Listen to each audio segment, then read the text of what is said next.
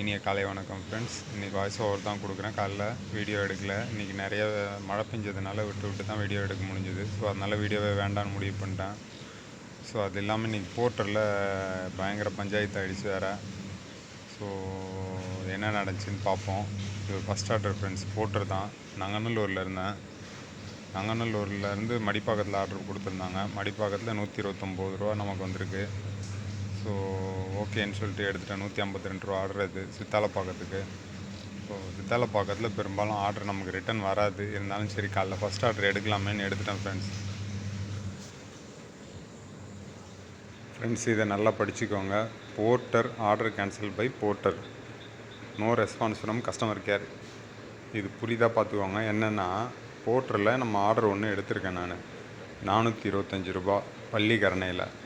ஏன்னா சித்தாலத்து பக்கத்தில் ஆர்டர் வரலை. அதனால் வந்துட்டு ஒரு 1/2 hour நின்று பார்த்துட்டு கிளம்பி மேடவாக்கம் வந்துட்டேன். மேடவாக்கத்துலேருந்து பள்ளிக்கரணைக்கு ஆர்டர் கொடுத்துருக்காங்க பிக்கப்பு. So 2.5 kilometre pickup. கிளம்பி போயிட்டேன் நான். ஆக்சுவலாக நான் போகிறதுக்கு 10 நிமிஷம் ஆச்சு.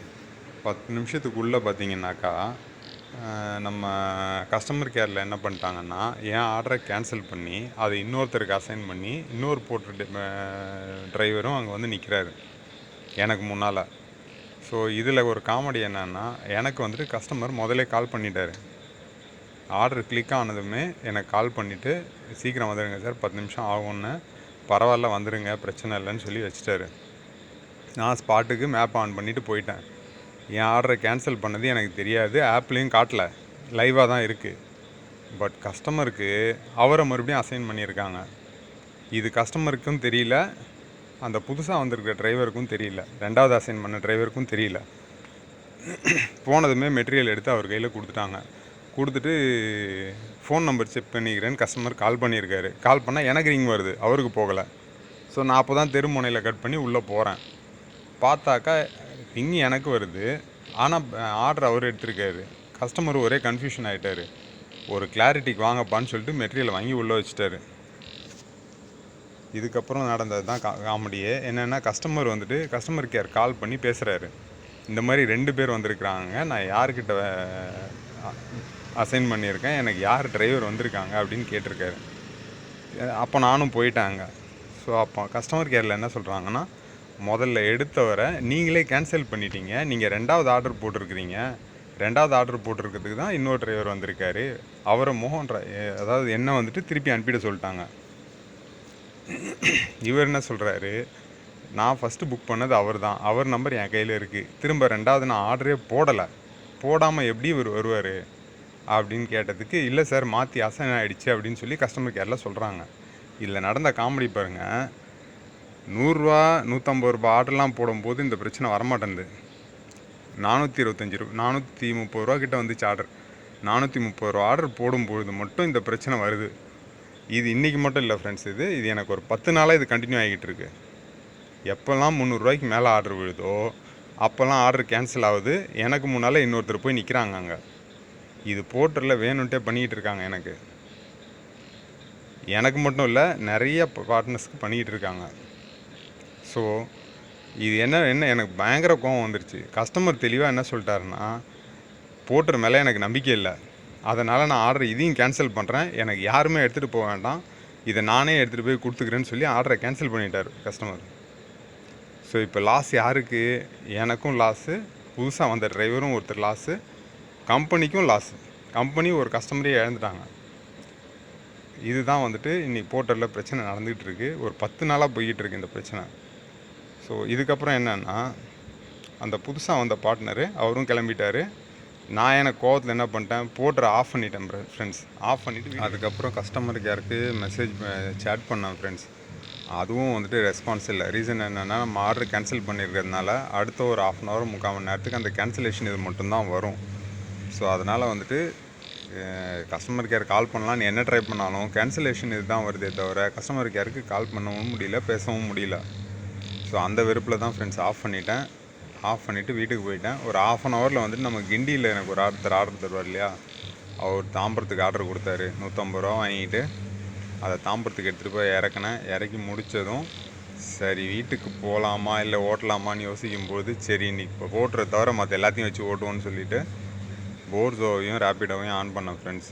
ரேப்பிடோவில் அடுத்தது வந்துட்டு இங்கேருந்து போட்டாங்க, தாம்பரத்துலேருந்து குரோம்பேட் ஒன்று போட்டாங்க, ரூ. 81. சரி பரவாயில்ல எடுப்போம்னு சொல்லி எடுத்துட்டாக்கா அது மொபைல் ஸ்பேர்ஸ் தான் ஃப்ரெண்ட்ஸ். அது தாம்பரம் மார்க்கெட் உள்ளேருந்து குரோம்பேட் அந்த நாகல்கண்ணி ரோடு வரைக்கும். ஸோ அது ஒரு 15 நிமிஷத்தில் கொண்டு வந்து கொடுத்துட்டு அதோட அந்த ஆர்டரை க்ளோஸ் பண்ணிவிட்டு அங்கேயே வெயிட் பண்ணிகிட்டு இருந்தேன் ஃப்ரெண்ட்ஸ். அடுத்த ஆர்டர் பார்ப்போம் ஃப்ரெண்ட்ஸ். அடுத்த ஆர்டர் ரேபிடோவில் எடுத்துட்டேன் ஃப்ரெண்ட்ஸ். 200 ஆர்டர், இது ரூ. 198 கொடுத்துருக்காங்க. ஸோ இது வந்து பார்த்திங்கன்னா ஃபுட் ஆர்டர் தான். ஃபுட் மீன்ஸ் இந்த வீட்டில் செஞ்ச பலகாரம்லாம் கொடுத்து விட்ருக்காங்க மயிலாப்பூருக்கு, எங்கள் பம்மல்லேருந்து. ஸோ நான் இருந்த இடத்துல வந்துட்டு 2 கிலோமீட்டர் பிக்கப்பு. ஸோ என்னென்னா இன்றைக்கி ரேப்பிடோ கொஞ்சம் சப்போர்ட் பண்ணான் ஃப்ரெண்ட்ஸ், அதனால தான் தப்பிச்சேன். ஸோ நான் அடிக்கடி சொல்லுவேன், ஒரு ஆப்பை நம்பி யாரும் ஓட்டாதீங்க அப்படின்னு சொல்லுவேன்.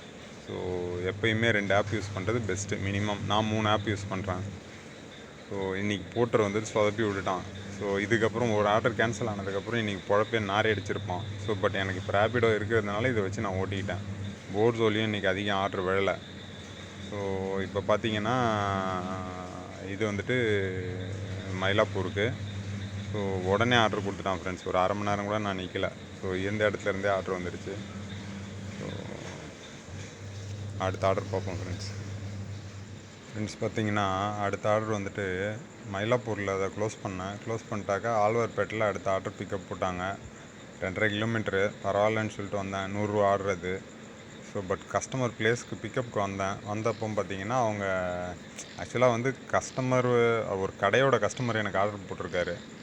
ஸோ என்னென்னா கடைக்காரங்க வந்துட்டு ஆல்ரெடி இன்னொரு தடவை ரேப்பிடோவில் புக் பண்ணி அனுப்பிட்டாங்க அந்த பார்சலை. ஸோ அதனால் அது கேன்சல் பண்ணுற மாதிரி ஆகிப்போச்சு. கஸ்டமருக்கு தெரியாமல் கடைக்காரங்க அனுப்பிட்டாங்க. ஸோ கஸ்டமர் வந்துட்டு அதை கேன்சல் பண்ணுங்கன்னாரு. நான் கேன்சல் பண்ணுறதுக்கு ட்ரை பண்ணேன், கனெக்ட் ஆகலை. அதுக்குள்ளே கஸ்டமரே கேன்சல் பண்ணார். எனக்கு ₹10 கேன்சலேஷன் ஃபீஸ் வந்துருச்சு. ஸோ ₹10 வந்திருக்குன்றதுனால இந்த ஆர்டரில் எனக்கு எந்த பிரச்சனையும் இருக்காதுன்னு நினச்சேன். அதே மாதிரி வந்துட்டு ஒரு 5 நிமிஷத்துலேயே அங்கேயே எனக்கு ஆர்டர் போட்டாங்க. என்ன ஒன்று மறுபடியும் மயிலாப்பூர்லேருந்து பிக்கப் போட்டிருக்காங்க. இது மயிலாப்பூரில் இருந்துட்டு போரூர் கிட்ட வரைக்கும் கொடுத்துருக்காங்க. ஸோ ஐயப்பந்தாங்கல்னு வருது, ஆனால் ஐயப்பந்தாங்கல் கிடையாது ஃப்ரெண்ட்ஸ்.